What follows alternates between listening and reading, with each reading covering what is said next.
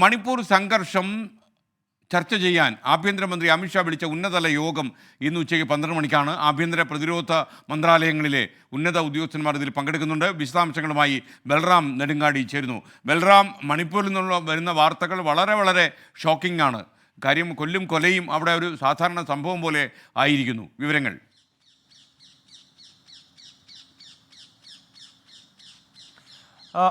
S K N സൂചിപ്പിച്ച പോലെ തന്നെ മണിപ്പൂരിൽ നിന്നും അസ്വസ്ഥമാക്കുന്ന വാർത്തകൾ തന്നെയാണ് ഓരോ ദിവസവും ഓരോ മണിക്കൂറിലും പുറത്തു വരുന്നത്. കഴിഞ്ഞ ദിവസങ്ങളിൽ 14 ദിവസങ്ങൾക്കിടെ തന്നെ 14ഓളം പേരാണ് കൊല്ലപ്പെട്ടത് വിവിധ സംഘർഷങ്ങളിൽ. ഒപ്പം തന്നെ തട്ടിക്കൊണ്ടുപോയി കൊലപ്പെടുത്തിയ സംഭവം, അതിനെതിരായ പ്രതിഷേധങ്ങൾ, മറ്റുമായി സംഘർഷം അതിരൂക്ഷമായി മാറിക്കൊണ്ടിരിക്കുകയാണ് അനുദിനം.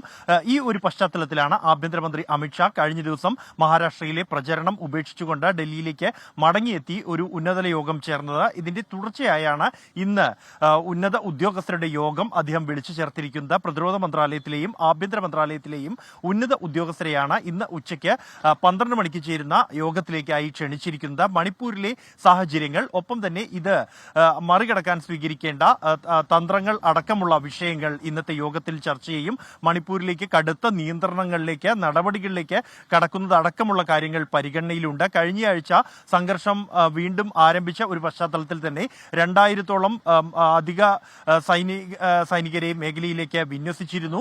കൂടാതെ ഇന്റർനെറ്റ് നിരോധനം, കർഫ്യൂ ഉൾപ്പെടെ ഏർപ്പെടുത്തിയിട്ടുണ്ടെങ്കിൽ പോലും സംഘർഷത്തിന് അയവില്ല. കഴിഞ്ഞ ദിവസവും 3 ജില്ലകളിൽ ആണ്, ഇംഫാൽ ഈസ്റ്റ്, ഇംഫാൽ വെസ്റ്റ്, ബിഷ്ണുപൂർ എന്നിവിടങ്ങളിലായി സംഘർഷമുണ്ടായിരുന്നു. പ്രതിഷേധക്കാർ മുഖ്യമന്ത്രിയുടെ വീട്, MLA-മാരുടെ വീടുകൾ ഉൾപ്പെടെ കേന്ദ്രീകരിച്ച് ആക്രമണം നടത്തിയ സംഭവങ്ങൾ റിപ്പോർട്ട് ചെയ്തിരുന്നു. ഇതിന്റെ ഒരു പശ്ചാത്തലത്തിൽ ഇന്നലെ വൈകിട്ട് ഈ മേഖലയിലെല്ലാം തന്നെ ഫ്ളാഗ് മാർച്ച് നടത്തിയിട്ടുണ്ട് സൈന്യം. തുടർന്ന് ഈ പ്രതിഷേധത്തിൽ, അക്രമാസക്തമായ പ്രതിഷേധത്തിൽ പങ്കെടുത്ത 25 പേരെ കസ്റ്റഡിയിലെടുത്തിട്ടുണ്ട് പോലീസ്. വിവിധ ഇടങ്ങളിലായി നടന്ന സംഘർഷത്തിൽ 12ഓളം പേർക്ക് പരിക്കേറ്റിട്ടുണ്ട്. അതിൽ പോലീസുകാരും ഉൾപ്പെടുന്നുണ്ട്.